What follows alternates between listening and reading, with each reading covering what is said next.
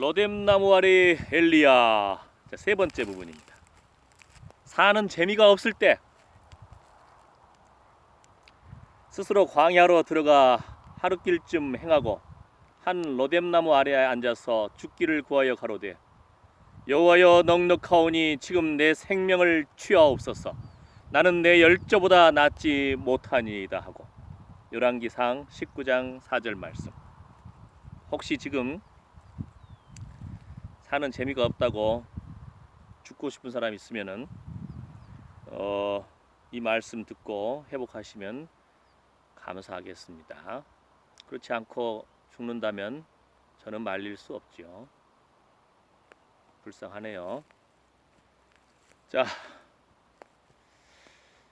그러나 그 정도는 아니어도 지금 뭔가 사는 재미도 없고 답답하고 심란하고 껄쩍지근하고 어떻게 했으면 좋을지 모르겠고 우리 인생이 항상 문제가 있죠.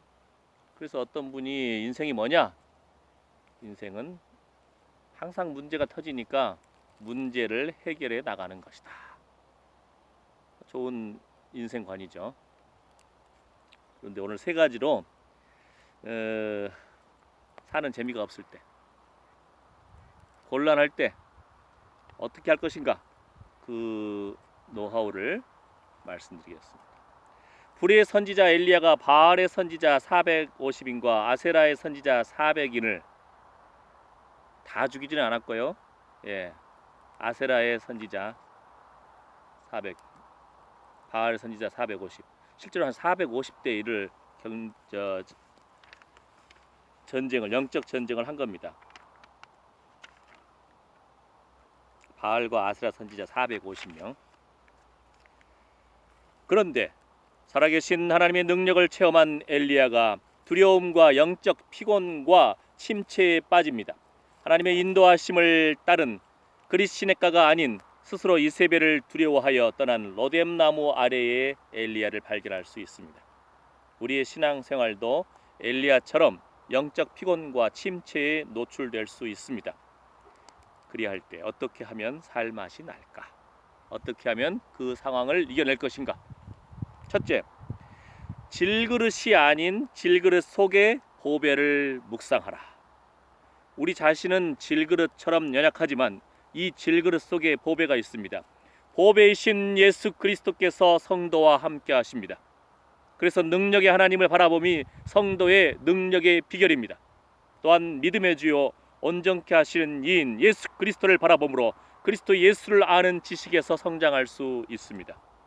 고린도후서 4장 7절 말씀처럼 우리가 이 보배를 질그릇에 가졌으니 이는 능력의 심이 큰 것이 하나님께 있고 우리에게 있지 아니함을 알게 하려 함이라.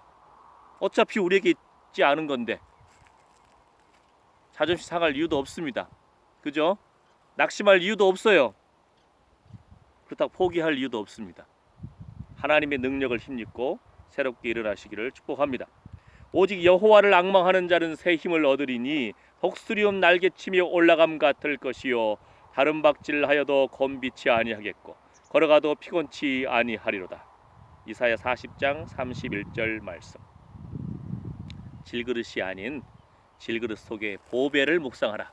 예수 그리스도를 묵상함으로 믿음의 주여 온전케 하시는 이인 예수 그리스도를 묵상함으로 승리하시기를 축복합니다. 두 번째, 미래의 근심을 내려놓고 현재에 집중하라. 사방으로 우겨쌈을 당하고 그 죽음의 그림자가 다가오고 나만 홀로 남은 것 같은 두려움과 좌절 가운데 영적으로 침체될 수 있습니다. 그러나 염려와 근심은 실존하지도 않을 수 있는 미래를 가져와서 현재의 나를 구속하는 족쇄의 역할을 하는 것입니다. 쉽게 예를 들면은요, 물에 빠졌어요. 수영 못하면 죽습니까? 아닙니다. 말도 이상하죠? 차라리 그냥 물속으로 더 들어가 버립니다. 그러면은 바닥을 밟았을 때 그걸 차고 올라오든지 바닥에서 기어서 물가로 기어 나올 수도 있습니다. 아시겠죠? 두려움이라는 공포의 물속에서 허우적거리지 말고 오히려 바닥을 쳐버리면 됩니다. 실존하지도 않을 수 있는 미래를 가져와서 현재의 나를 구속하는 족쇄의 역할을 하는 것입니다. 뭐가요? 염려와 근심이. 그래서 내려놓고 담대하십시오. 미국에서 조엘이라는 화상당한 상처를 극복해가는 청년이 있습니다. 화상당하면 어떡하는 줄 아십니까? 새 살을 돋기 위해서 그 살을 다 뜯어냅니다. 그러면 또 새 살이 돋아나요. 그 고통을 이겨내면서 자, 생후 20개월 때에 전신에 85%의 화상을 당했습니다.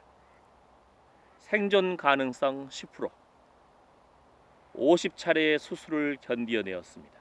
조엘을 돌보았던 간호사가 이러한 내용의 말을 합니다. 어린아이는 인지력이 부족해서 미래를 걱정하지 않습니다. 하루를 투쟁합니다. 살려고 오늘에 집중합니다. 조엘이 살았던 것은 어린아이였기 때문입니다. 우리도 어린아이처럼 현재에 투쟁하며 집중할 필요가 있습니다. 캐세라세라가 아니고 살기 위해서 바로 오늘에 집중한다는 겁니다. 그러니까 미래의 근심을 내려놓고 현재에 집중하라. 자, 세 번째, 자신이 다른 이의 역할 모델임을 각성하라. 자, 질그릇이 아닌 질그릇 속의 보배를 묵상하라. 미래의 근심을 내려놓고 현재에 집중하라. 내일 어쩌면 어떻게 될까? 뭐 어떻게 될까? 뭐 오늘에 집중하라는 겁니다. 세 번째, 자신이 다른 이의 역할 모델임을 각성하라. 유튜브에 올렸으니 여러분이 저의 역할 모델일까요? 제가 여러분의 역할 모델일까요? 자, 엘리야가 로뎀 나무 아래 앉아서 죽기를 구하여 여호와여 넉넉하오니 지금 내 생명을 취하옵소서. 나는 내 열조보다 낫지 못하니이다라고 말하였습니다. 두려움과 외로움에 지쳐서 현재를 벗어나고 싶은 자신의 모습만을 볼 것이 아니라 자신이 다른 사람의 역할 모델임을 각성하여야 합니다. 그 말지 않습니까? 눈 쌓인 길, 아무도 걷지 않은 길 걸을 때에 누군가 나의 발자국을 보면서 또 따라올 그 사람들을 생각하고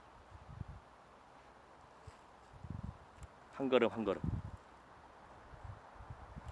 우리 인생도 어떤 사람은 사람인, 그죠? 남자와 여자 두 사람이 만나서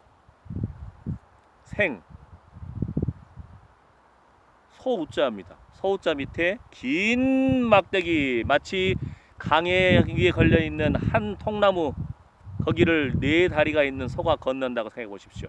얼마나 조심조심 걷겠습니까? 그래서 성경에도 인생길 걸음걸음 조심하면서 걸어가라, 그런 말씀도 있습니다. 자, 그래서 엘리야는 엘리사 선지자의 역할 모델이었습니다. 엘리사는 엘리야의 영감을 갑절이나 받기를 사모한 거룩한 열정의 선지자입니다. 엘리야는 엘리사의 열정의 눈으로 자신을 바라볼 줄 알았어야 했습니다. 무슨 말인지 아시겠죠?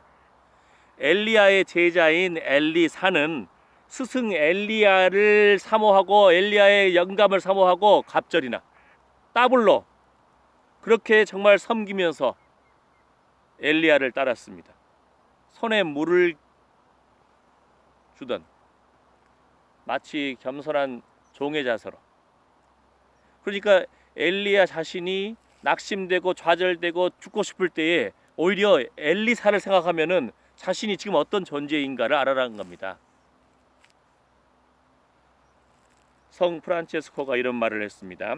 하나님이 나에게 주신 은사를 만일 다른 이에게 주셨더라면 그는 하나님을 위해서 나보다 더욱 큰 일을 하였을 것이다.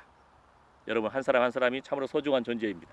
자신이 다른 사람의 역할 모델임을 알아라. 두 번째, 미래의 근심을 내려놓고 현재에 집중하라. 첫 번째, 질그릇이 아닌 질그릇 속의 보배를 묵상하라. 자, 그러면은 어떻게 할까요? 보배를 묵상하고 현재에 집중하고 역할 모델임을 각성하라. 보현역.